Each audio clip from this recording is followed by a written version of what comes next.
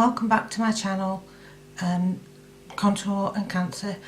And if you've been here before, welcome back. If you haven't been before, then please feel free to press the subscribe button and the notification bell so that you know when I next post, which hopefully will be once a week. And if you like what I'm doing, press the like button. This week's video is basically my survival guide to chemotherapy and cancer in general.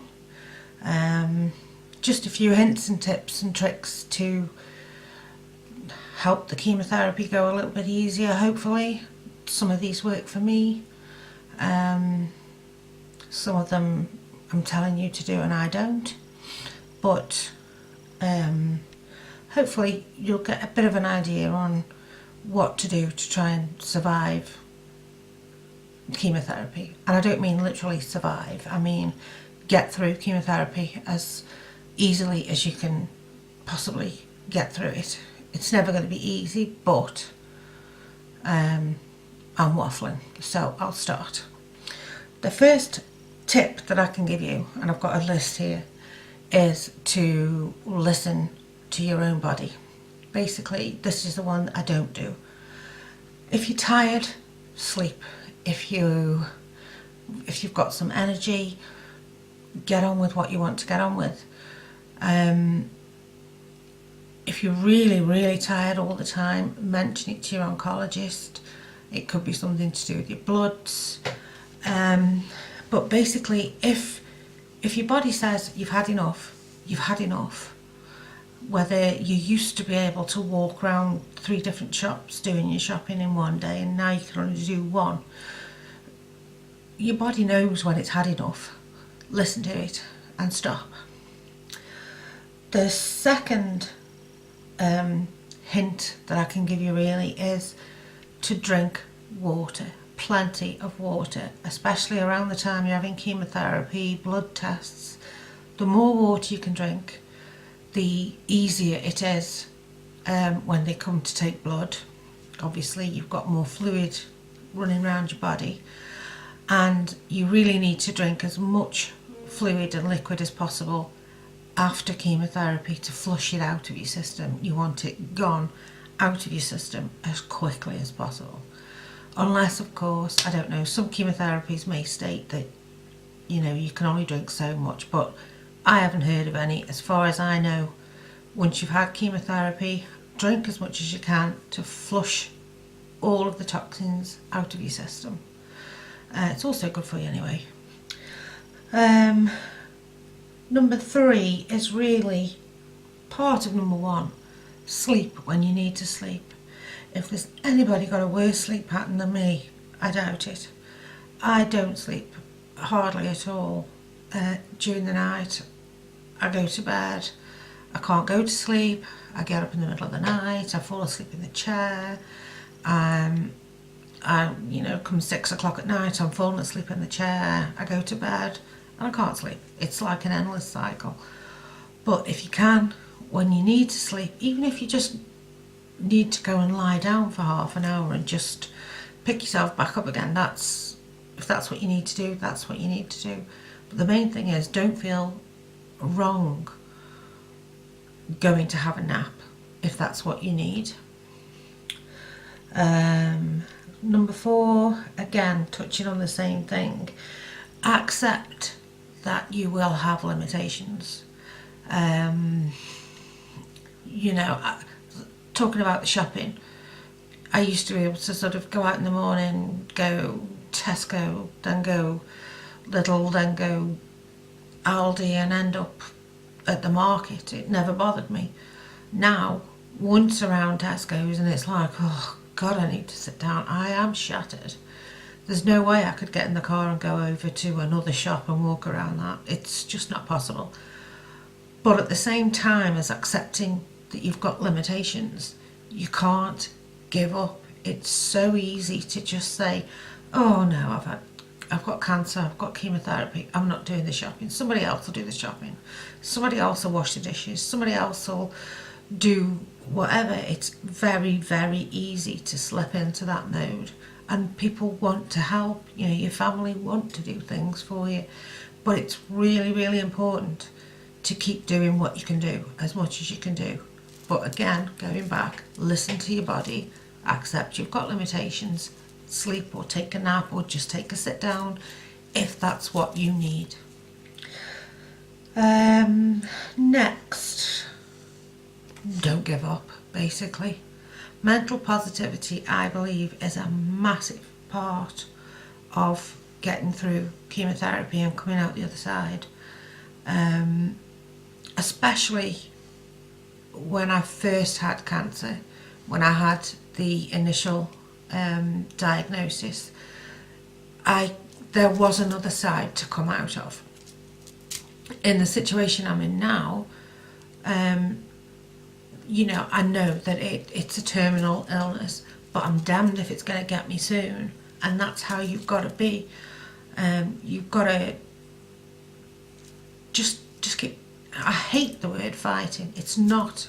You're not fighting, because that then means that people lose.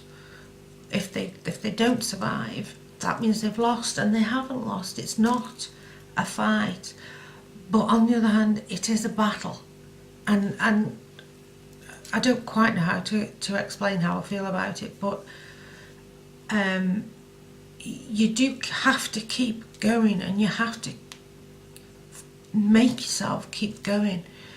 And the next point on here is, me and Pete have always looked at it as we're ticking boxes. Everything that comes up is another box, is another stage. Just tick the box and carry on. And that's all. That's how we've got through basically the last 12 years. Is here's another, whether it be a scan, whether it be a chemo, whatever, it's like, let's get through this, tick the box and carry on. And that's how we've done it. And that's the only way we know how to do it, to be honest. We have no clue how anybody else does it, because you can't think too many steps into the future. You don't know what's going to happen. So you've just got to take it as it comes, and you've just got to deal with what's directly in front of you. Because if you start thinking too far into the future, too far ahead, you'll scare yourself to death. So just take what's in front of you, see what's coming, deal with that. One thing at a time, just deal with one thing. Tick it off, carry on.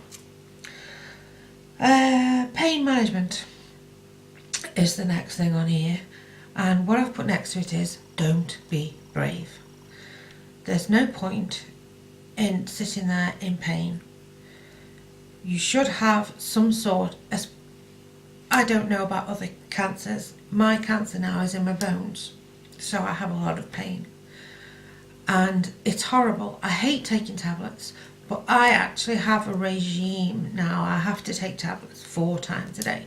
And I've got tablets for pain, I've got tablets to deal with the side effects of the painkillers, and it's one big jumble of tablets. I can't sort it out myself. I have them in boxes ready done for me, but don't try to get through it by gritting your teeth. There's absolutely no point in being in pain.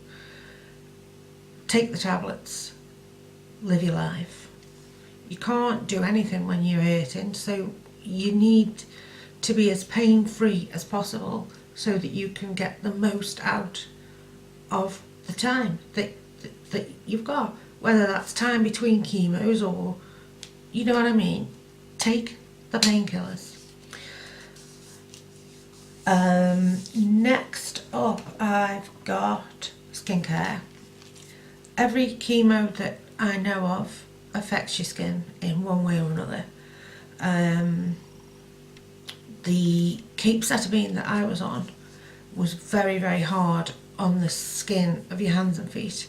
It makes the skin very, very thin, which means that, you know, with your fingers, anything hot is super hot. You just can't touch anything that's hot, and it really dries out the skin.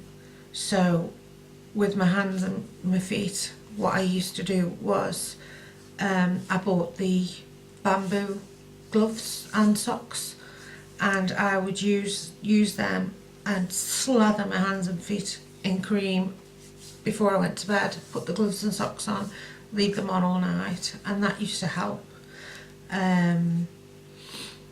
If you do find that you're having trouble with your skin, tell your GP, tell your consultant. They will have cream and everything for you. It's very, very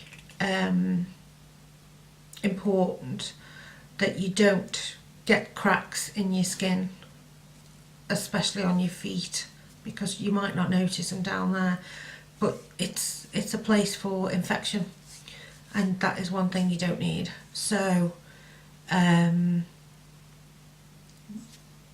your skin, be very, very, very careful with your hands and your feet. Always make sure that they're well moisturised.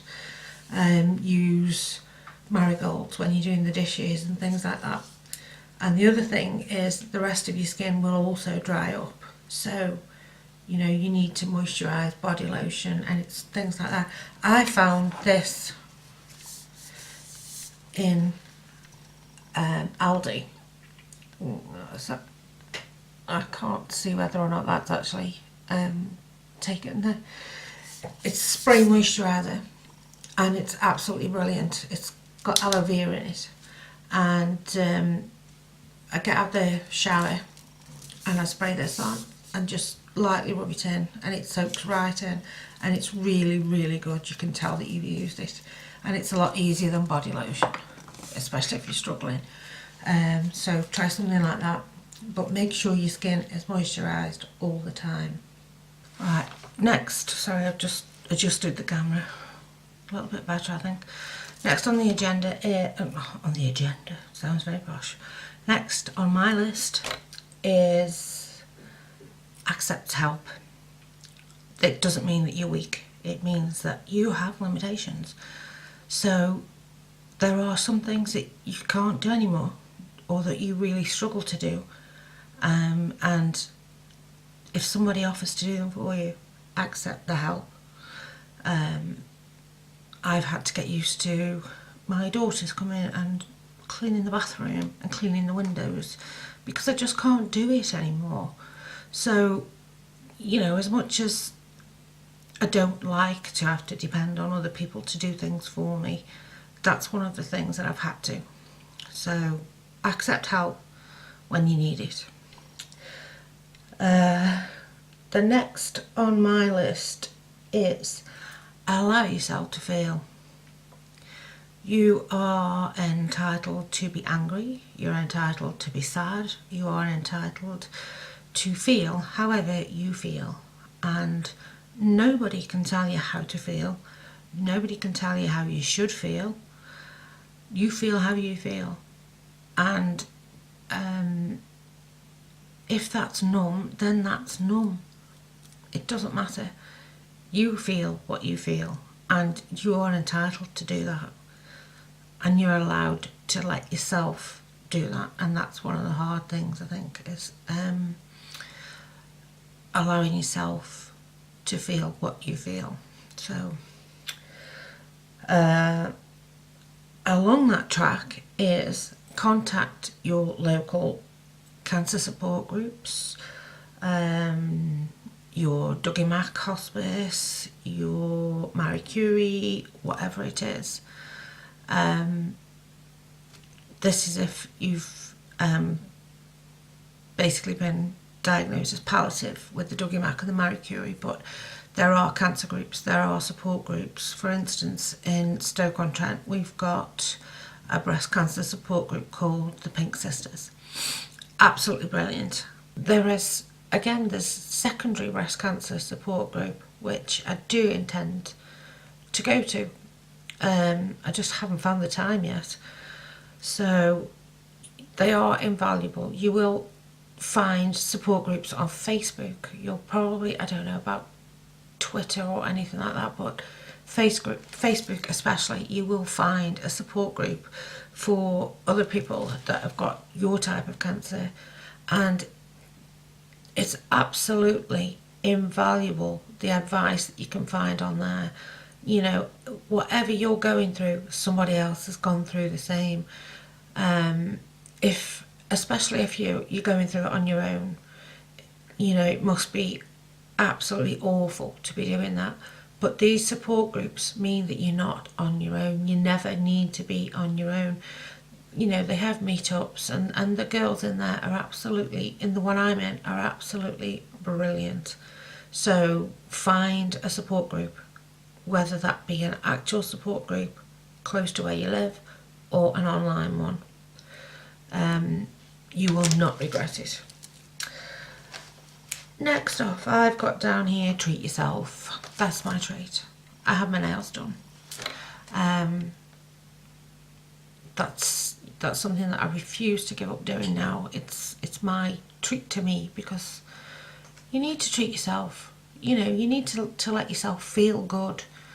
Whether that's, you know, a monthly trip to the hairdressers, or having your nails done every 3 weeks, or buying yourself a new jumper, whatever. Treat yourself. Lift yourself up. Do your makeup. You know, make an effort to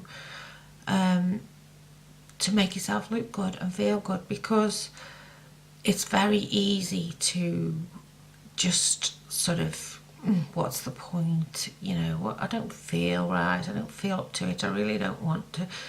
But just the act of putting on your makeup, and if you need to, putting your wig on, it makes you feel 1,000 times better than you did before. You know, it's so easy to slip into that sort of depression state where you don't want to do anything. You don't even want to have a shower. You don't want to do anything at all. I mean, half the time you don't want to eat. You know, it's just, it's a stage that you will go through. But don't let it last. Pick yourself up. Treat yourself. Make yourself feel a little bit better. There is a programme for cancer sufferers, ladies, called, I think it's Look Good, Feel Better, or something like that. It's like a pamper session. And I am booked to go on one at the end of this month at the local hospice. So I will sort of report back on what goes on there, and, you know, how I went on. But definitely treat yourself. Next, what have I got here? Oh yeah, don't let it take over your life. All your conversations, you know, you are not all about cancer. It's not, that is not the only thing. That does not define you, if you know what I mean. Don't let it take over. Have other conversations. Do other things that are not to do with your cancer, you know. Go for a walk, go to the film, go to the cinema, go for a meal, whatever. Don't let it take over your life. And I've got down here, the other thing is, don't let it take over, but talk about it. It's so easy, and this happened with my family right at the beginning. The word wasn't used. It was like the illness, the disease, and I'm like, it's cancer. Call it cancer. And it's, you know, people sort of feel guilty if they talk about anything else, or, and that's wrong. But you don't want it to be a no-go zone. You've got to be able to talk about it openly, especially if you've got a family and you've got children, or you know, very close relatives. They are going through it with you. They're not going through the actual chemotherapy or the actual cancer, but they are going through it. And they need to be able to talk about it, and to you about it. So don't let it be a no-go zone. Let it be an open conversation. Use the word cancer, but don't let it be the only conversations that you have.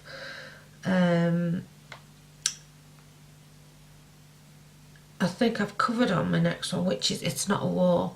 I don't know what it is about this, you know, cancer. She's won the, you know, she's won the fight, cancer survivor and all this. It's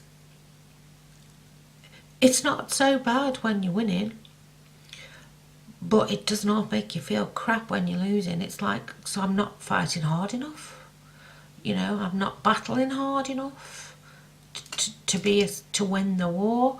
It's a very difficult thing for me.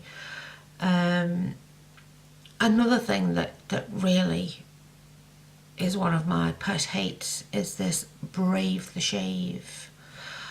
And I just don't like the brave the shave thing. But I almost want to sort of, I don't even know who I would contact, but I want to say, hang on a minute, there is brave the shave, but that hair's all going to waste. If you're going to brave the shave, then share the hair. There are places that if your hair is of a certain length, you can send it to, and it can be put to good use. I really feel that these people who are doing the Brave the Shave campaign, the organisers, are really, really missing out on a part of it. And part of Brave the Shave should be share the hair. If you're going to shave your head and your hair's longer than, I know with the Little Princess Trust, which is where I sent my hair, it's got to be longer than 7 or 8 inches. But, you know, there's probably similar in other countries. This is the UK, the Little Princess Trust. But there must be similar schemes in most countries where, you know, if you shave your head for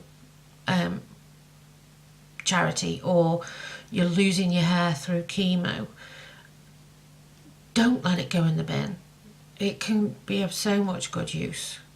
That's my pet thing at the moment.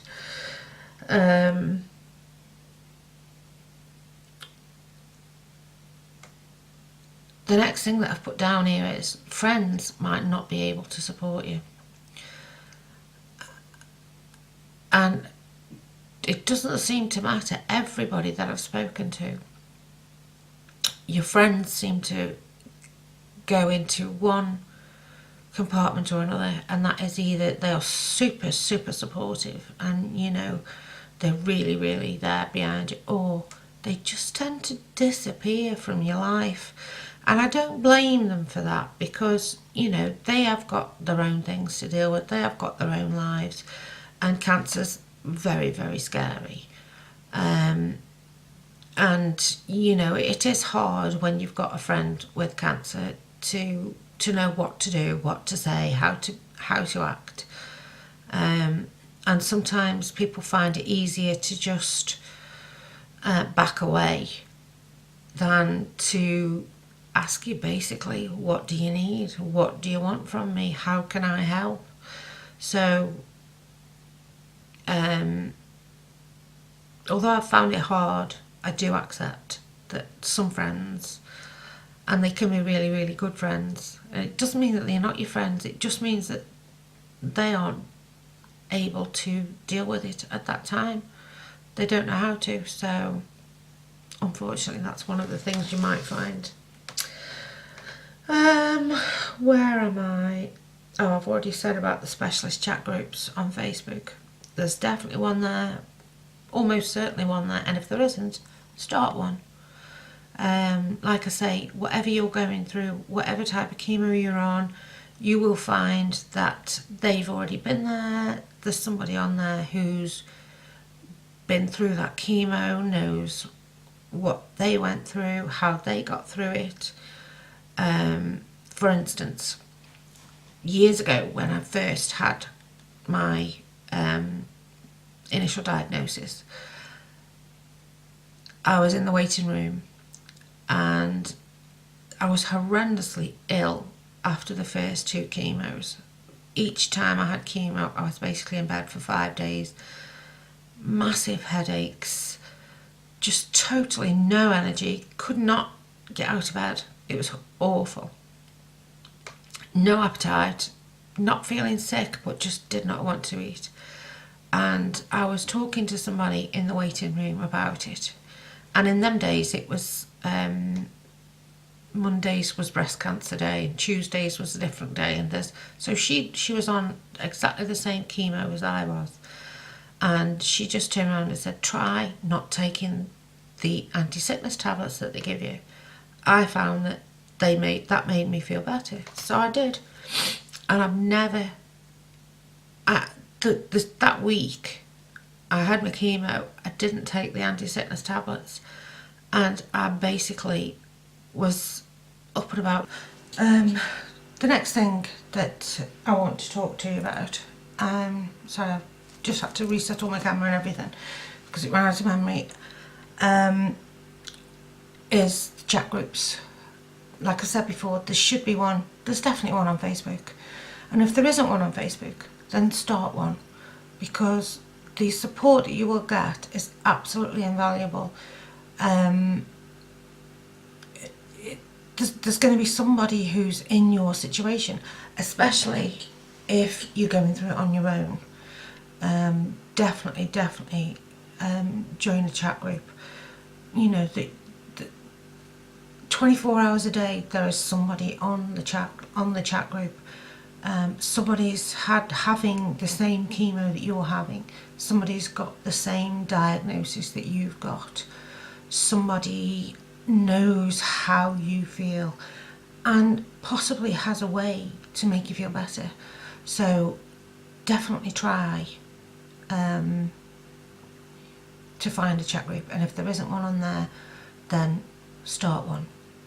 The next item on my list is to make sure that you claim for whatever you are entitled to.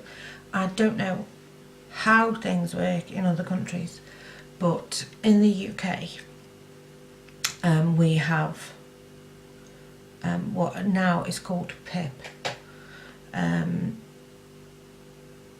I'm really not sure what that stands for.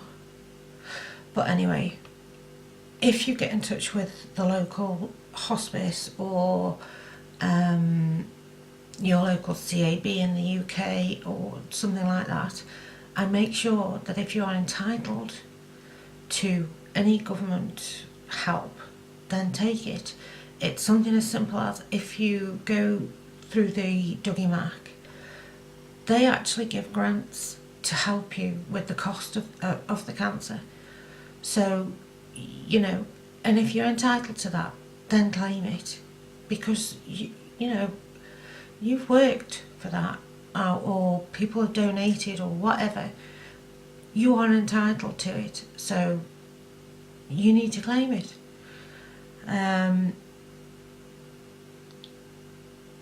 And the last thing that I've got on my list, and I think it's the last thing that I can think of anyway, is if you've got questions that you want answering, write them down. If it's an urgent question, then, especially in the UK, you should have a speciality nurse. You should have been allocated somebody who you can contact at any time. If it's not urgent, write it down and make sure that you take the questions with you when you go to see your consultant, because you get there normally and it's like, oh, your bloods are fine, how are you feeling, blah blah blah. For instance, today I walked in, I'd been for my review today, and I literally walked in and it was, hi, nice to see you again, how have you been, how are your side effects? And I went, I've been fine, my side effects, I haven't really got any at the moment apart from being really tired. And he said, well, what do you expect? Okay, see you in 3 weeks. And the longest time was in printing out my blood card for next week. Literally, that was it. I was in there, I'd hardly sat down. I was in and I was out. And I mean, fortunately, there's nothing that I needed to know, but if there was, you've got to have those questions there, because it's so easy to just get like, blah, blah, blah, oh, okay, and off you go. And you walk out, you think, damn, I meant to mention this. Or, you know, if you've got something that's going on that you're not quite sure is right, you know, like for instance, last time I went, one of my toes has gone numb, and it sounds so silly, but it's totally numb. It just, and it's not even like the big toe or the little toe, it's one in the middle. And I mentioned it to him last time, and I said, you know, one of my toes is gone just numb. There's no feeling in it whatsoever. And he said, oh well, we'll have to keep an eye on that, because if that gets any worse, we'll have to stop chemo, because the chemo affects your nerve endings. Now, under normal circumstances, I probably wouldn't have mentioned it. It's only because I hadn't got it written down, but Pete made me say, you know, about my toe. I think there was something I had to mention to him today, and I don't think I did. Or if I did, he just, what, you know, oh, that was it. It was the tiredness. And it was like, what do you expect? You're going through a lot, you know. So, yeah, ask questions, write them down. Use your specialty nurse if you're worried about anything. And I have actually got one further thing, and that's when you're on chemo, make sure that you've got a digital thermometer and use it. You're basically told if your temperature on our cancer unit anyway, if your temperature goes above 38, then you have to phone in to the assessment unit. I'm not very good at doing that unless I feel ill, because I do know that my liver makes my temperature go up anyway. So I've sort of got to deal with them now, where I will phone them at 38 if I feel ill. If I don't, then I'm not going to phone them at 38 degrees. I don't know what that is in Fahrenheit. I will find out and put it on the screen. But you need to know what your temperature is. You need to be taking your temperature at least once or twice a day and writing it down so that you can see, you know, you can start to see a pattern maybe. And it's also an idea to write down your side effects, how you feel each day, you know, because you do forget, especially if you're only having chemo once every 3 weeks. By the time you go back for your review, 3 weeks have gone, and you honestly can't remember how you were feeling after the chemo. So it is an idea to keep a diary of side effects, of your temperature, of how your appetite is, and things like that. And then you've got that, take that with you when you go for your next review, and you've got it there so that if there's any problems, you can get them sorted out. But if your temperature does go up, then you must phone the hospital, the cancer unit, or you must go to the emergency department or whatever, because it's, well, most chemos affect your white blood cells. So if you get an infection and you ignore it, as I have done in the past, it can take over so quickly, and you know, sepsis can set in and all the rest of it, and it's just not a good idea. So that's my final piece of advice, I think. So I'm going to leave it here. I do not know how long this video is, because my camera went off sort of halfway through, so I've got no idea how long it is. Hopefully it's not been too long and I haven't bored you silly. So next week I think I'm going to take one of the chemos. In fact, no, next week I might do about CT scans, because I've got to go for one this week. So I'll be fresh on exactly what goes on there, and I'll be able to talk to you about CT scans. So I'll see you next week. If you enjoyed this video, please click the like button, leave a comment underneath if there's anything that you want to say, and I'll see you next week. Bye.